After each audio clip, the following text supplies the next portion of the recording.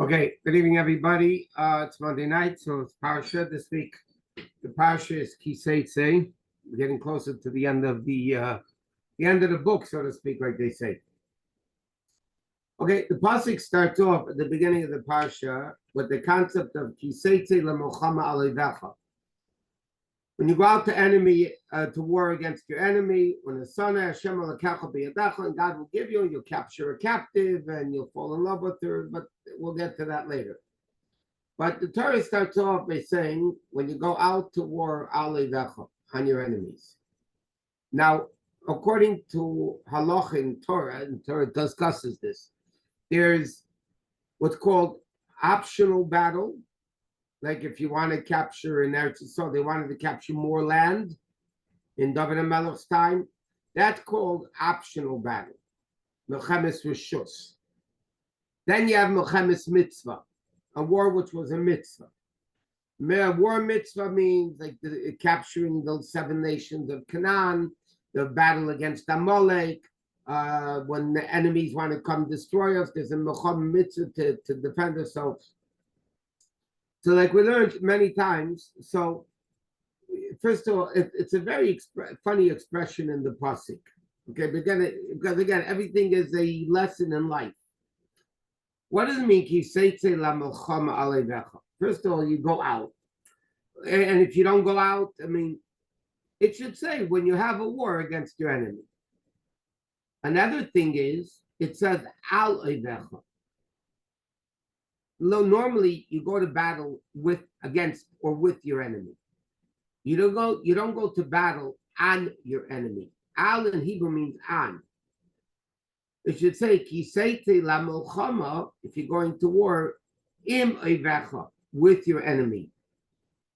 Because again, al oivecha means on top of your enemy. That doesn't grammatically make too much sense.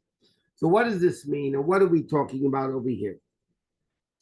So when we speak about in Yiddishkeit battles, we're talking about different battles in life. So for instance, you have the battles against the Yetzer Hara. People have battles against those that fight Yiddishkeit. You know, the environment that wants to fight. I'm talking about spiritual battles, not physical battles. So there's one aspect of optional reshus, meaning an optional war.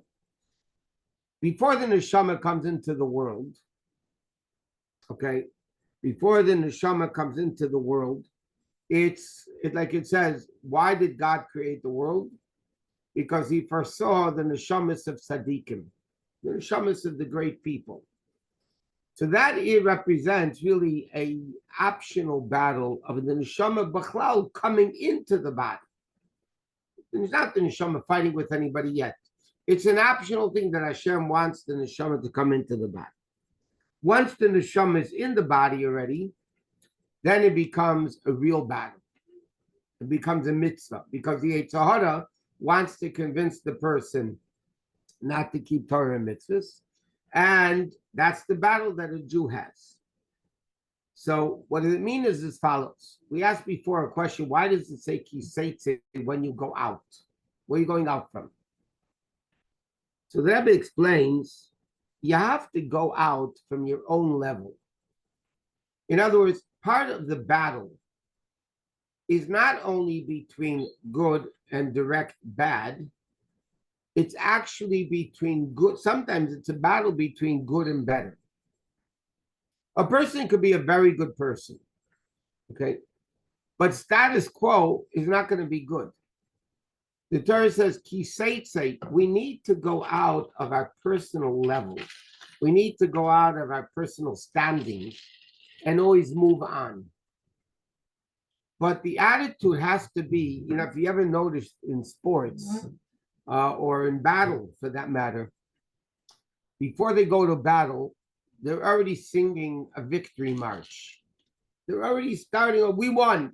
In sports, before the game, the cheerleaders are already screaming that we won the game. So you have, the Torah says, kiseite, when you go out, the attitude of a Jew has to be al oivecha. I'm going to be on top of my enemies. I'm not going to lose. I'm going to win. It has to be al eivecha. The attitude of a Jew has to be, I'm going out to win, and I will win. You're not going to fight with your enemy as an equal.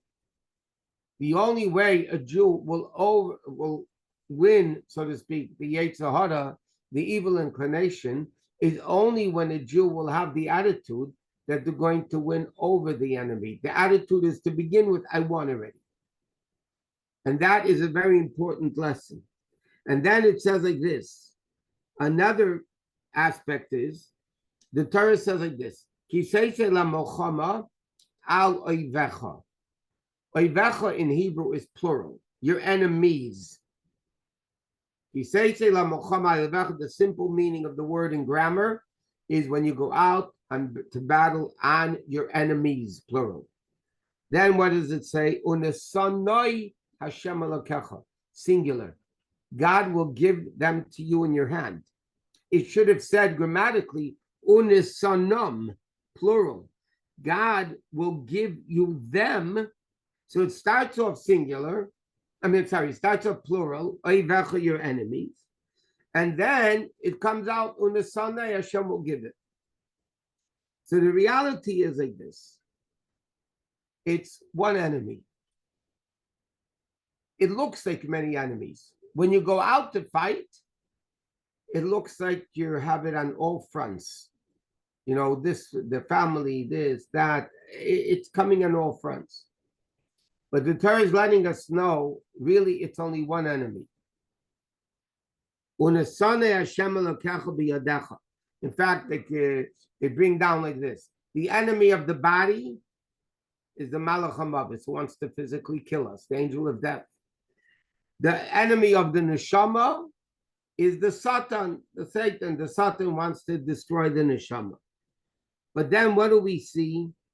It's one thing that wants to get in the way of a Jew serving Hashem. That's all it is. It's one thing a Jew knows. We're not fighting on all fronts. We're not fighting on all fronts. We're fighting one front for the sake of godliness, for the sake of Hashem. It's like, you can even understand it today. Israel, even today, is fighting on all fronts. But it's really one front. It's all the people that want to destroy us. It's one enemy. It's enemies, all different nations. But it's really one enemy. It's one person fighting against Hashem. And therefore, what does it say? What is the remedy in the fighting of the Yetzer Hara and the body that wants the physical temptations? It says like this, Hashem will give it to them in your hand, the Shavisa Shivyo, and you will capture a captive. The Torah doesn't say you'll kill them. The Torah says, and again, they're talking about in the spiritual battle, not with the physical battle. You capture a captive, a beautiful woman. We'll get to that soon. But the Torah is teaching us over here that a person has to go out to battle. You can't stay where you are. Yetzer Hara is not the Yetzer Hara that's not aggressive, that you could just sit there when he comes to you. Okay, I'm going to deal with it. It's similar to the Rebbe's opinion in the whole concept of kiruv. Many people are under the impression, many religious Jews, fine, wonderful Jews. I'm not going to go out into the street and put tefillin on with a person. If he comes to shul, I'll put on tefillin with him. Why should I go out into the street to put it? Because you don't put tefillin on in the street. You put tefillin on in a shul. You put tefillin on in a house. A guy will come to my house, I'll ask him to put on tefillin. To go stand in the corner and say, excuse me, are you Jewish? You don't want to put on tefillin. If you're a woman, you want to light Shabbos candles, is not the normal way of doing things. It's not. It never was the normal way of doing things. But the Rebbe explains that was when the world was normal, or half normal. Now you can't sit in your house and wait for somebody to come to you, because they might not come to you. And if they don't come to you, then you're going to lose out the opportunity. So this is speaking whether you're talking about being mekad of somebody else, or for that matter, the internal battle within ourselves. The battle for godliness, for Yiddishkeit, cannot be a passive battle. It has to be Teitzei. You have to go out. It has to be an aggressive battle, not a passive one. It has to be an aggressive one. And you should realize when you're going out over there, not I'm going to try, maybe it's going to see. I'm going to conquer it. And from one side, it looks like many enemies. Plural. But the Torah comes along and says, Unasanai. It's singular, it's one enemy. It's the evil force. And what does Hashem say at the end of the pasuk? The Shavisa Shivya, you should capture a captive.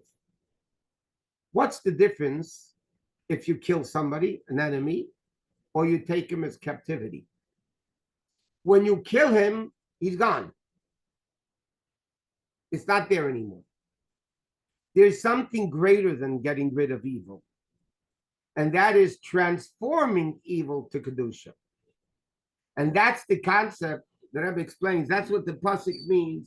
The Shavisa Shivya, you should capture a captive, meaning you control him. Now, he's not only not fighting you, he becomes your slave, so to speak. Now he's working with you. That's called his hapcha, not breaking evil, but transforming evil to Kedusha. So this pasuk, this 3, 4, 5, 6, 7, 10-word pasuk, whatever, is telling us the whole concept of life. The neshama comes down, Teitzei, number one. The neshama goes out. It's in Gan Eden. Teitzei, you go out, the neshama, you're coming into a body. The Torah says, why are you coming into the body? Why is the neshama coming into the body? Why is it going out of Gan Eden? Because you're going to battle. Hashem doesn't want the neshama staying in Gan Eden. Hashem wants the neshama to be aggressive, to come down into the world and capture the body and the Yetzer Hara and make him work for you. And that's what the Torah says. You should know that you're going to win him. There are many different evils. And then on a Sunday, you realize it's one evil. Hashem and you'll capture them. Meaning, you're not going to break it, you're going to transform it to Kedusha. In a Yom Yom, the Rebbe brings down that the Mittel Rebbe said, when two Jews meet, it's 2 Yetzer Teves against 1 Yetzer Hara. That's what it is. 2 Yetzer Teves against 1 Yetzer Hara.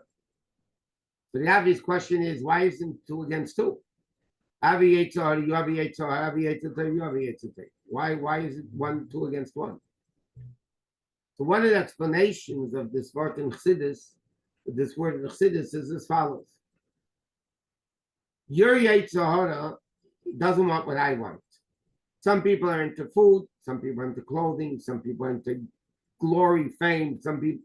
Everybody, evil is all over the place. What your Yetzer Hara wants is not necessarily what my Yetzer Hara wants. But what my godly soul wants is what your godly soul wants. So when you and I meet, both Yetzer Teves are ganging up together against each Yetzer Hara individually, because there's no unity in the 2 Yetzer Haras. What you want is not what I want. And what I want is not what you want in the evil forces. So therefore, that's the same thing over here.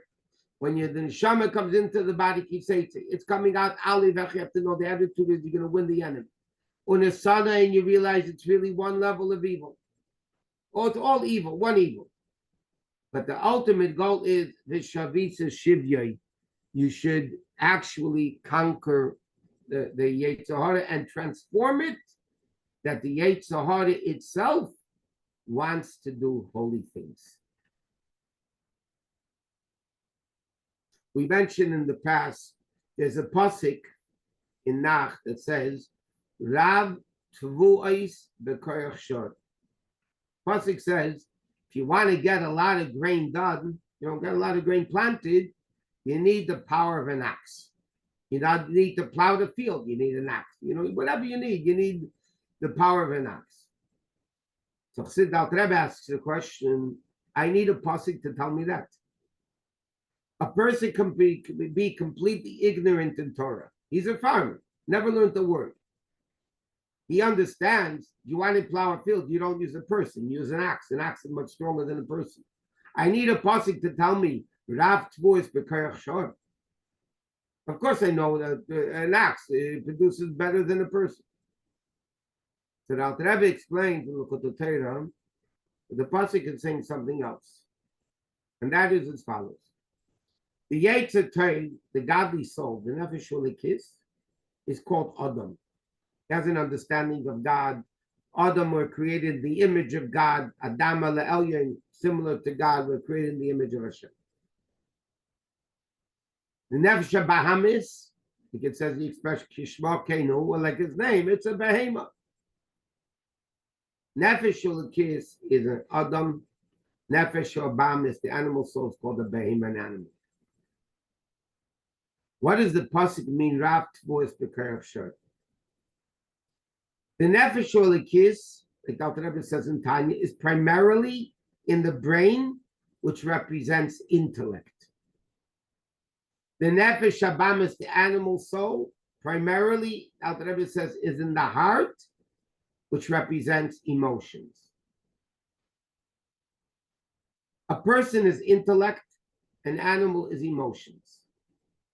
Because a person is intellectual, the midos, the emotions of a person, are not as strong as the emotions of an animal. It says in Sfarim that Kelev, man's best friend, called a dog. Kelev is two words, kulo lev. It's all heart. There's all midas. There's no seichel. Animals don't have seichel. They have instinct, but they don't have intellect. So the emotions of an animal are far stronger than the emotions of a person.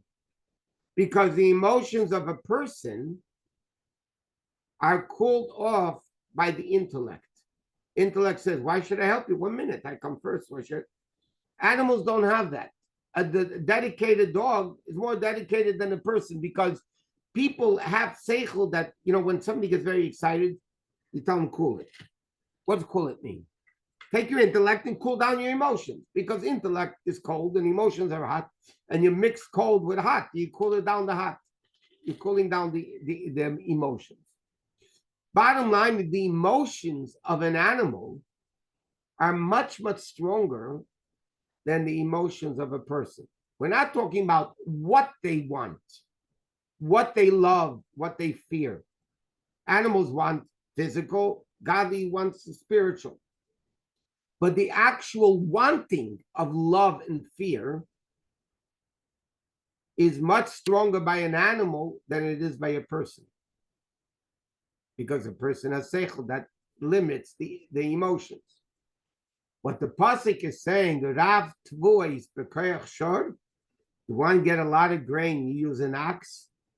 Alter Rebbe explains, if you want to have a lot of love and fear of Hashem, powerful love and fear of Hashem, don't do it with your godly soul. They don't have very strong midas. The Koyach Shor, do it with the Yetzer Hara, the Nefesh Bahamis, the behemoth that's likened to an ox. Then that's what the pasuk is saying.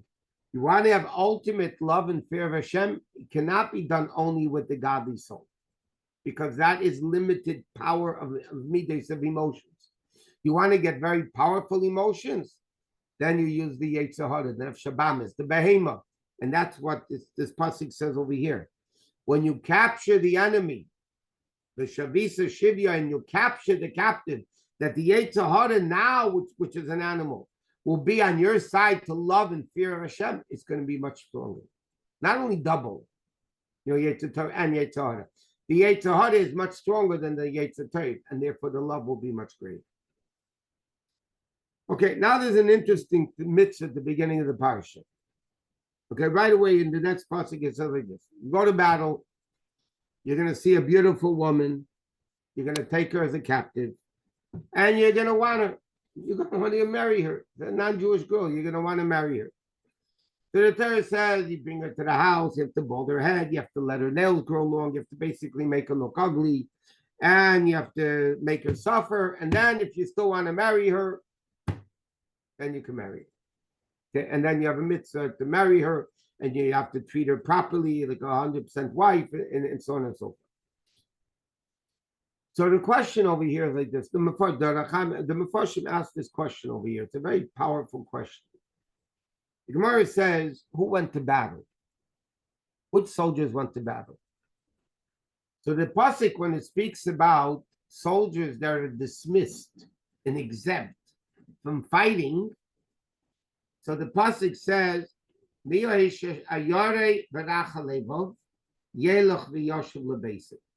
a person who's very feeble-hearted, meaning you have a weak heart. They can't stand fighting, they can't stand blood. So that's the simple meaning. Let it go back to weather. We don't want any to weaken the morale of the soldiers.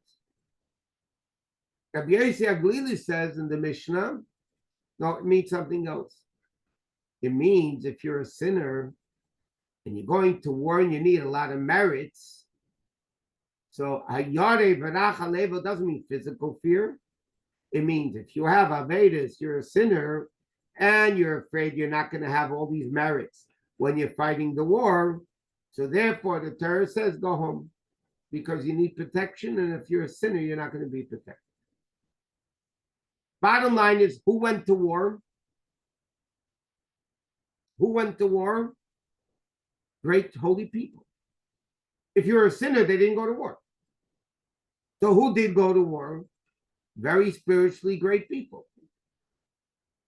So now the Torah says, what happens? You go, these tzaddikim are going to war. And what happens is, you're going to fall in love with this non-Jewish girl in battle. And you're going to want to, how does that come to such a person? If he's a great tzaddik, why is he falling in love with this non-Jewish woman? So the Ohr HaKodesh explains a phenomenal concept. And he says like this.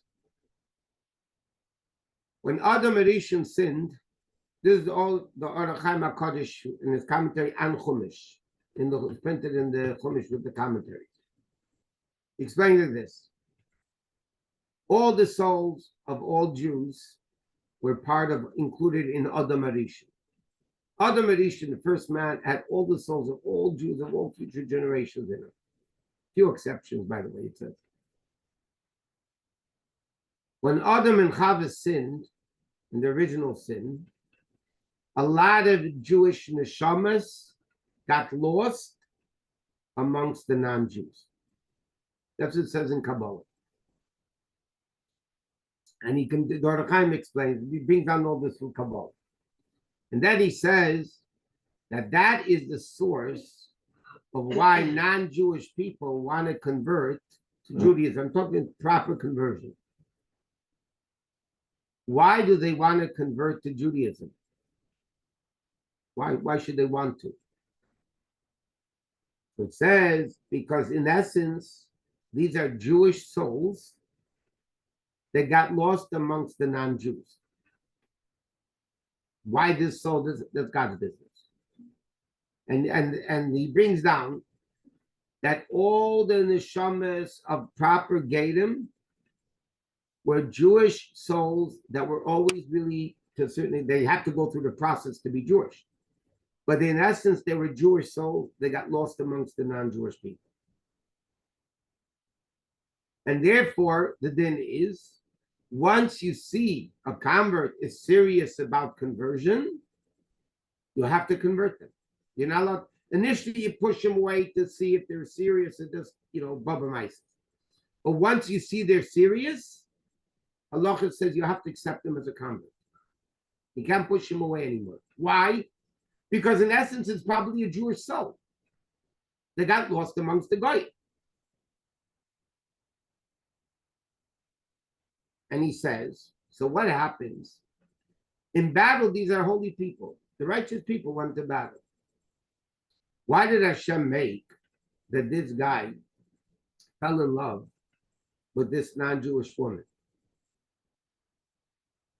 Because this non-Jewish woman that he took as captive was really a Jewish neshama that had to come back.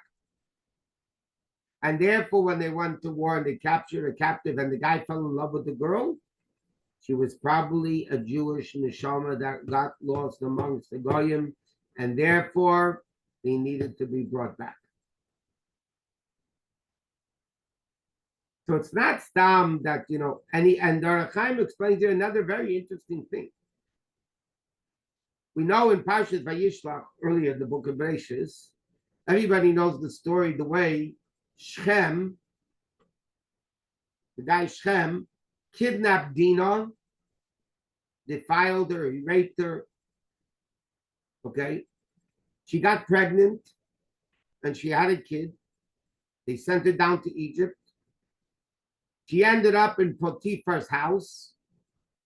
And when Yosef was given Potiphar's daughter as a wife, that girl was an adopted daughter, wasn't his biological daughter. She was really Dinah's daughter from Shechem. The kid was Jewish, because the mother was Jewish. And she was the one that married Yosef and had 2 kids. But he explains an interesting thing.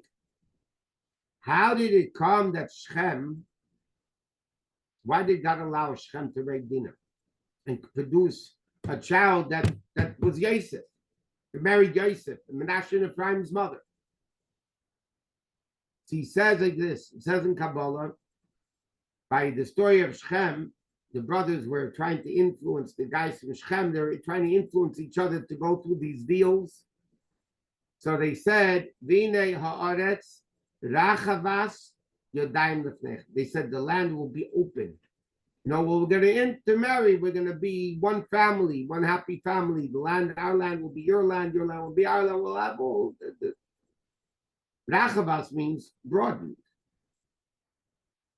But Rachavas, the Rechaim HaKadosh brings down, is an acronym for Rabbi Chanina ben Trajan.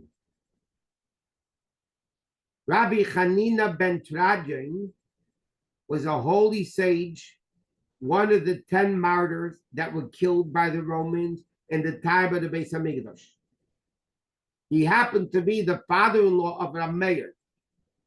The famous wife of Rameir, who was Bruria, was Chanina ben Trajan's daughter. It says in Kabbalah, the Ohr HaChaim brings down, in this week's Parsha, on these psukim, that Shechem was the neshama of Rab Chanina ben, much earlier. He was the neshama of Rab Chanina ben Trajan. And therefore, it was a very great neshama. And therefore, Hashem made that he should take Dinah and make her pregnant, because these were the unity that had to come from the neshama of Rab Chanina ben Trajan, his whole works. Okay? So the Ohr HaChaim basically is explaining that these things that are happening are because Hashem wanted it to happen. And this explains here, because he asked the question, how is it possible the guy falls in love with a non-Jewish girl?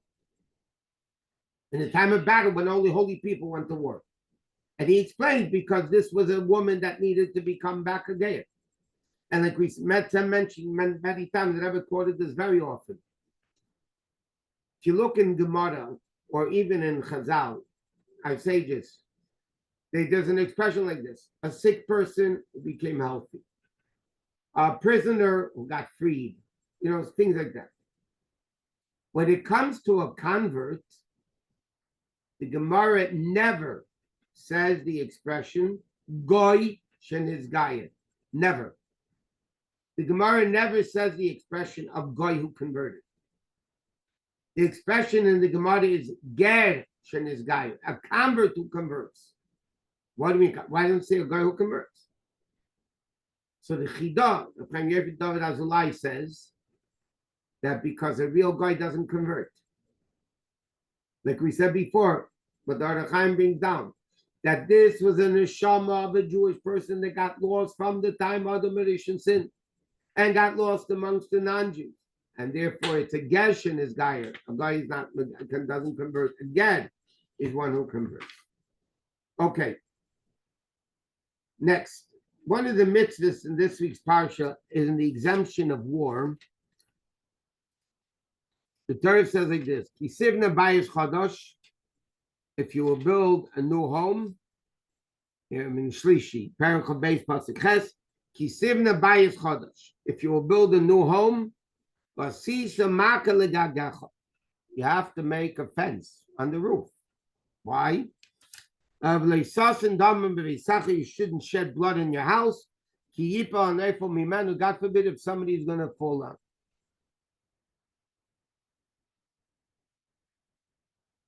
By the way, the Torah doesn't say anything negative about the issues of posterity. The Torah tells a fact. Okay, because the question is, we have to see if she taka means it, and if he still means it, that she should still be, that she's really Jewish neshama to begin with. Anyway, the Torah says like this: "Kisivna bayis chadash." You will build a new home. You have to make a maka legagecha. Okay, what is a maka? A fence. Now, if you have a, by the way, it doesn't mean for only to a fence on a roof. If somebody has a dangerous thing in their house, they have an obligation to protect it, that nobody should fall down. That's the. So he says like this: what in a again? Let's take everything spiritual on a personal level. Not everybody's building houses with roofs that need a fence. What does it mean? Kisivna bayis chadash. Bayis chadash, the Rebbe explains, mean if you start a new avodah, you start a new way of serving Hashem. You're adding, you're serving, you're doing a new thing that you didn't do before. And a Jew always has to do new things. You know, in Yiddishkeit, there's two aspects. There's doing what you're always doing properly. And then there's always to add. You always have to add more. The Jew has to grow. You have to do more. In fact, that's what we say in the Musaf Shemona Esrei. To meet them kisidron. Tamid kisidron means the regular things you do in the proper order. Umusafim, and over there the pasuk means that the carbon musaf that you bring on the Yom Tiv, the Shabbos and Yom Tiv, kehil chasim like the halacha. Chassidus explains, no, the pasuk is saying two things over here. A Jew needs to have tamid to meet them kisidron. A Jew needs to do the same avodah. You have to daven shachris mincha ma'ariv. You have to light Shabbos candle. You have to do all the mitzvahs you need to do.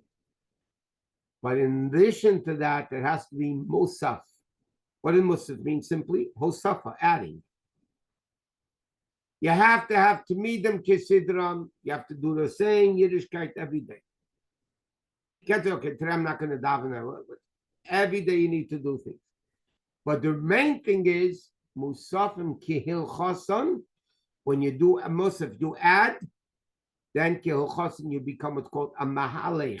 Doesn't only mean according to the halacha. It means you add, you go much more. Sometimes when the Torah says like this, when you start a new thing in Yiddishkeit, something you didn't do before, okay, and you're starting to do it. The Torah says, "Asisa maka legagecha." You have to, you have to be careful. You have to be careful that you're doing the right thing. You need protection. Sometimes a person will decide on their own, I'm going to give up my business and I'm going to go learn a whole day. Yeah, it's a new thing. He wants to give up working and learn a whole day. That needs protection because who says what you're doing is correct? You want to take on something new in Yiddishkeit? You want to build a new home, meaning you want to start doing something additional in Yiddishkeit. The Torah says you need to be protected because sometimes you can fall off that. Sometimes if you jump into something improperly, not with Torah guidance, not with defense of Torah, you can fall off it. Easy come, easy go. If a person in Yiddishkeit goes from 0 to 100 in 5 seconds, that will not last. That 100 will not last. Because it's easy come, easy go. It has to be a way that you're doing something you need protection. It has to be done properly. It has to be done with Torah guidance. You can't just do it, haphazardly and, okay, I want to do this. Maybe it's not the right thing to do. Maybe you shouldn't be doing it. Who said you should be doing it? You think it's great, but maybe for you it's not great. Maybe it will be detrimental to you. So the Torah says, when you have a new house, you're building a new path in Hashem, you need to be proper. Because sometimes, not only will you lose the new thing you're doing, you might even lose the old thing that you were doing. You might drop the whole thing. So the very interesting thing is the concept what the Rebbe was emphasizing, the concept of mashpia. People think, after all, listen, I want to grow in Yiddishkeit. I'm growing. The Torah says, you want to start a new path? You need to be protected. You shouldn't fall down from it. How do you get the guidance? The Rebbe said, mashpia, that a person will get the guidance of how to do it in a proper way. If it's done gradually, you go up step by step properly, then you eventually get to the destination. As everybody remembers the story of the rabbit, the hare, and the turtle. The hare ran fast ahead, but then he fell asleep. And the turtle went slow by slow, and he got there. So that's what there says, there says you have to make a protection under it. Okay. The pasuk says,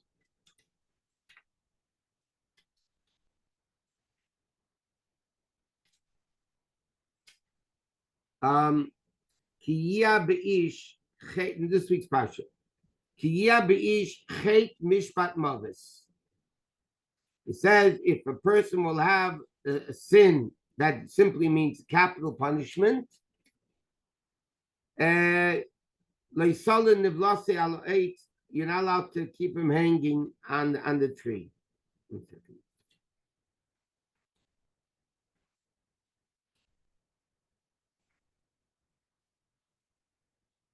I mean, if I find it good and if not, it's also good.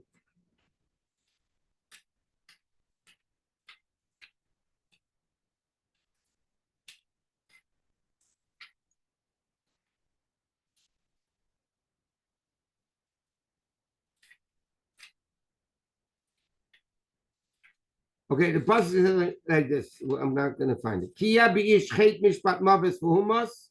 If a person will have a sin that he's capital punishment, the salisa eise aloitz, you should hang him on the tree. That was halacha. Any person who was given capital punishment, it doesn't matter what the capital punishment was, stoning or whatever, you had to hang him up on a tree for a little while, not overnight.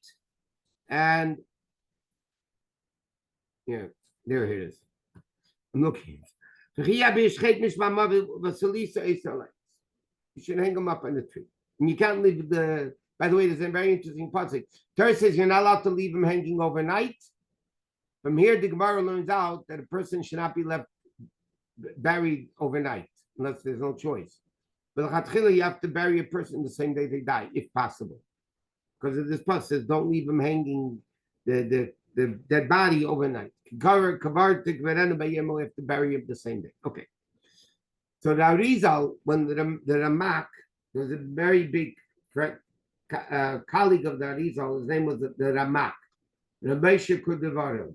is a very, very big Kabbalist. When he passed away, the Ramak, the Arizal made a eulogy for him. What did he say? He says like this: "V'chiyah be'ish." Ish is a lofty level of a person, by the way. Chet mishpat mavis, a lacking that caused him to sin. Okay, that means on his own, he's only lacking. He's such a tzaddik.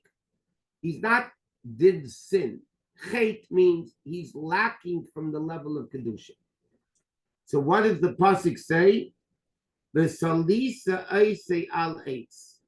He says you should hang it, depend it on the chet of the eitz hadas. The Gemara says that 4 people, the only reason they died, on their own they wouldn't have died. They were holy people. The only reason they died was because Hashem decreed death at the Chet Eitzadas. When Adam and Chava sinned, then Hashem said, okay, that's it. You're going to die amongst the punishments, right? You have to work. There'll be childbearing pain, all other things that he gave to the man and the woman, to Adam and Chava, and he decreed death in the world. Chassidus explains, I'm going off for a second. Chassidus explained why did Hashem decree death for people?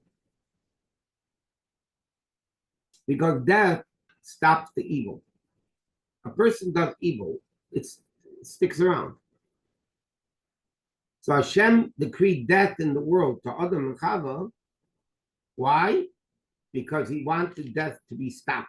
Kedusha is accumulative from one generation to the next. Evil at the time of death stops. So the Gemara says there were 4 people that the only reason they died was because God decreed death at the Eitz Hadas. Who were they? Binyamin, Yaakov Avinu's son Binyamin, Yishai, David HaMelech's father, Amram, Moshe Rabbeinu's father, and Kilov ben David, David HaMelech had a son Kilov. The only reason these 4 people died was because of the decree that God decreed at the Eitz Hadas that they're going to die. Huh? No, those were exceptional cases. Sarach Basosher, Rabbi Shua ben Levi, Eliyahu. What? No, I'm saying, but those there was exception. These people only died because, so the Arizal, when he made a eulogy, and the Ramak, the Meshach Gudavero, he said, if a person will have only a lacking, he didn't do anything wrong. Even Moshe Rabbeinu, the pasuk says, "Vatachasreo," and the pasuk in Tilim, "Vatachasreo ma'at melukim." He was lacking a little bit from God. Chet in Hebrew does not only mean, Chassidus says, a sin. It means lacking. There's psukim. There's a lot of psukim that the word chet doesn't mean sin. It means missing and lacking. So the Arizal said on the Ramak, there'll be a lacking. And Mishpat Mavis, he was decreed that he should die. Why did he die? So it said, you should connect it and hang it, so to speak, because Hashem ala'eit, because Hashem decreed at the Eitz Hadas that he should die. That's that is also. Another mitzvah in this week's Parsha is shatnez. Okay, you're not allowed to wear wool and linen together. Okay, still but shatnez, samuel pishtim yachtov. You're not allowed to wear wool and linen together. Okay, it's a pasuk in Perek Chabez, pasuk Yud Aleph. Still but shatnez, samuel pishtim yachtov. You can't wear shatnez, samuel and pishtim together. Okay. Now, what's wrong with it? So normally it's a chayk. It's explained, it's a chayk, it's an illogical statute. Like meat and milk. Meat is kosher, milk is kosher. You put meat and milk together, it becomes treif. In math, no 2 positives become a negative. So it's a chayk. Wool you're allowed to wear, linen you're allowed to wear. You sew them together, it becomes shatnez you're not allowed to wear. Okay. So even though there's illogical mitzvahs, but nevertheless, Torah says you should try to understand it. What is the logical reason, okay, for shatnez? They're being on a few interesting points. You look all the way, the first murder in the book, the first killing in the book was when Cain killed Hevel, right? Hevel brought a offering of wool, the best. Cain brought cheap flax, which is linen. So Hashem accepted Hevel because he brought good stuff. Cain brought junk. Hashem didn't accept him. Cain got jealous of Hevel for a lot of reasons, and he killed him. So the Mefarshim explain a very interesting point. Hevel brought wool. Cain brought linen. Because of wool and linen, the first murder of the world took place. So Hashem says, I don't want wool and linen together. I don't want wool and linen together. What's the problem? Wool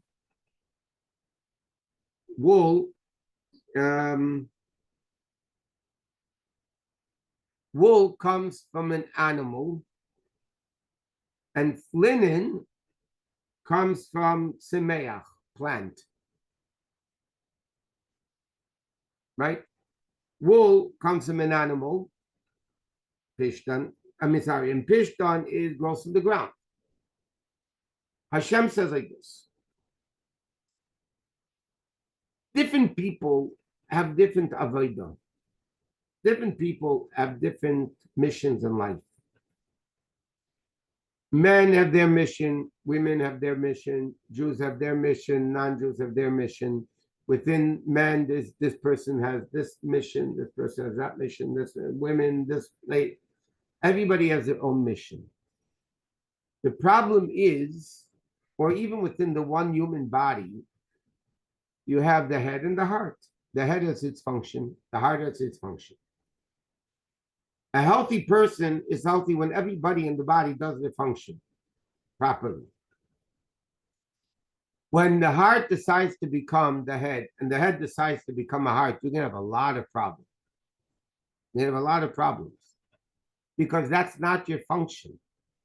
The head function of a head is not to pump blood, and the function of the heart is not to think. That doesn't make anyone more or less important. You can't live without the head.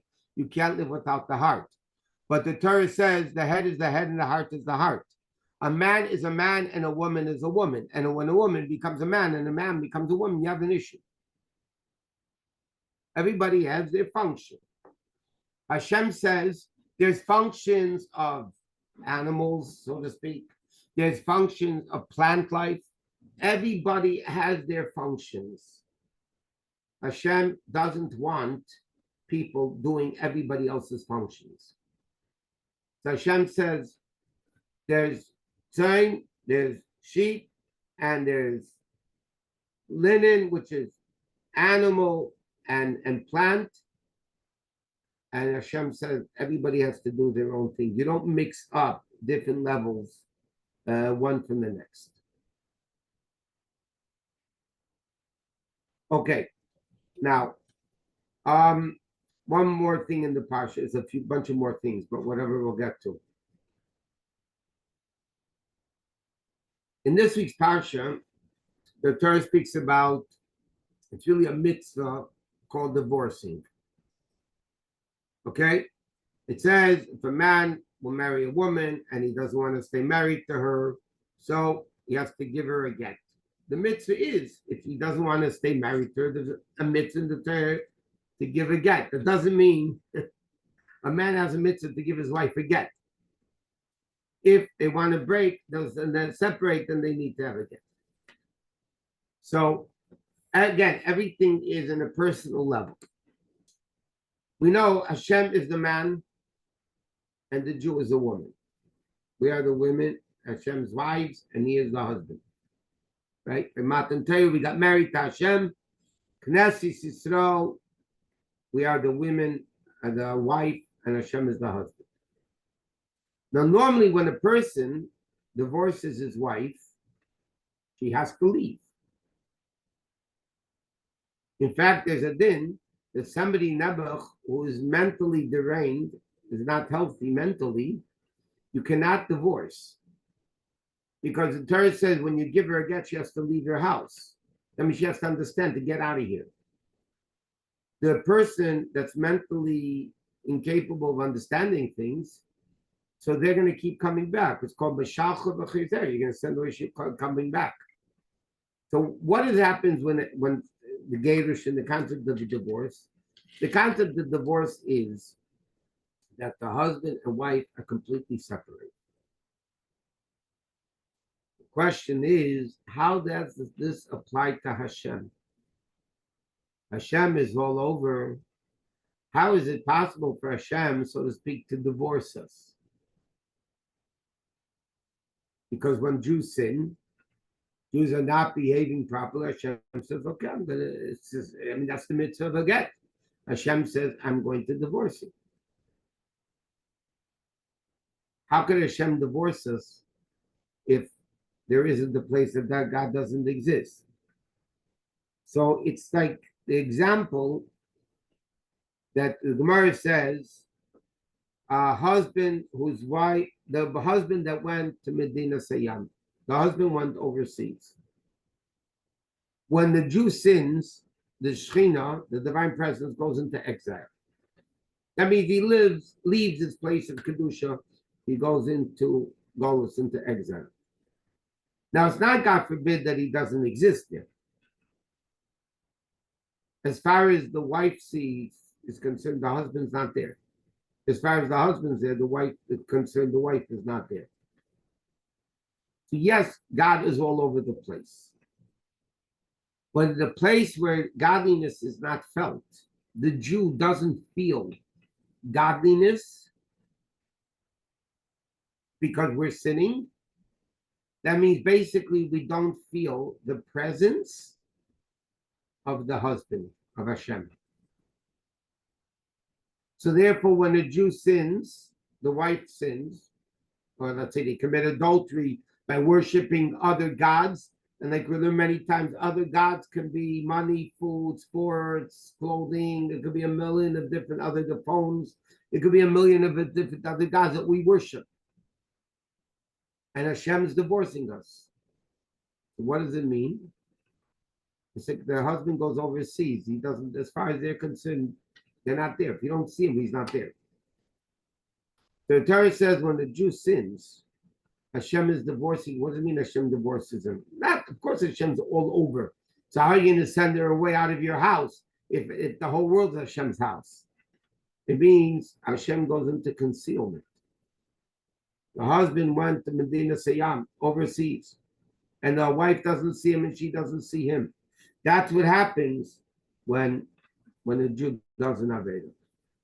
One more thing, all the way at the end of the Parsha, it speaks about the mitzvah of remembering what we read on Parsha Zachar, to remember what the nation of Amalek did to the Jewish people. Zachar Eisa Sha'asa L'cha Amalek, B'derech B'tzeis Mitzrayim, to remember what Amalek did to us when we left Egypt. What did they do? The pasuk says, Asher Korcha B'derech, simply means they met you on the way. And they started up with the leftover Jews. And you were tired and weak, and you didn't fear God, and you have a mitzvah to remember Amalek. This Amalek is not a nation that exists in the world. Nowadays, there's no Amalek because some Cherev came and mixed all the nations up, so there's nobody from any nation anymore. But what is the personal, internal level of Amalek within each one of us? So Amalek, Ayin Mem Lamet Kuf, equals 240. Ayin is 70, Mem is 40, Lamet is 30, Kuf is 100. Amalek equals 240. What else equals 240? The word safek, doubt. Safek means a doubt. What is the personal Amalek within each one of us? The Yetzer Hara, basically. The Yetzer Hara doesn't come to a religious Jew and say, go worship idols. He knows it's not going to happen. What does he do? He's very smart, the Gemara says. Umen b'mlachta, he's an expert in this field. The Yetzer Hara comes to a person who gets all excited about mitzvahs and casts a doubt. So what are we getting so excited about? You know what you're doing. Well, you know why you're doing it. What are you getting all excited about? And therefore it says, what did Amalek do? In Hebrew, it says, Asher karcha baderech. They met you on the way. Chassidus explains, kar, kuf reish, comes with karirus, cold.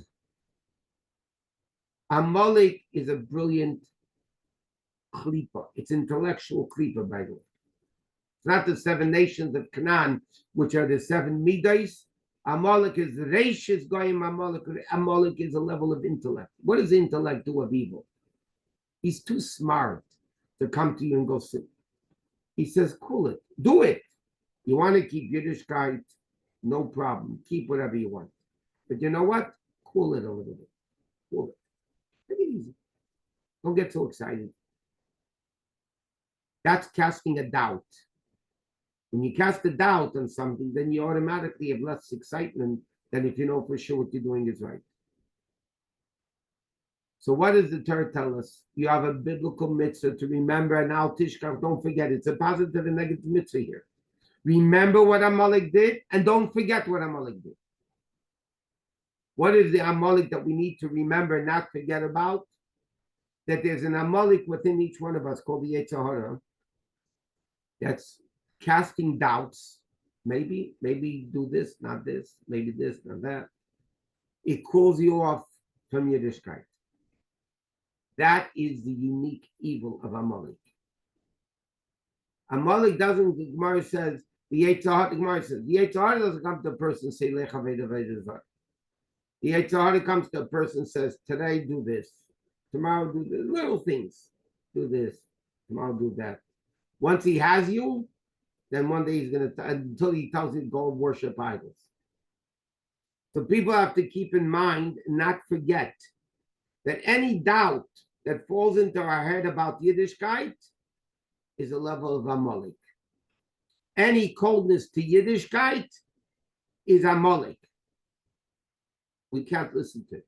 We have to remember what it's trying to do and not forget it and eradicate it. Mochei Timcha Zecher Amalek, there's a mitzvah to eradicate, not only eradicate the whole clique of Amalek, because that's the worst thing that can happen to a Jew. Okay, Mitzvah Shem Wednesday night will be halacha at 8:30. Till then, everybody have a few great days. Welcome back, our Israeli friend Shoshana Chayu, hasn't been here for a while. Thank you so much, Rabbi. Good morning. Good morning, Rabbi. Thank you. Thank you. Good morning. Anyway, we'll see you guys Wednesday night, and until then, we should only hear good news. Amen. Amen. Good night.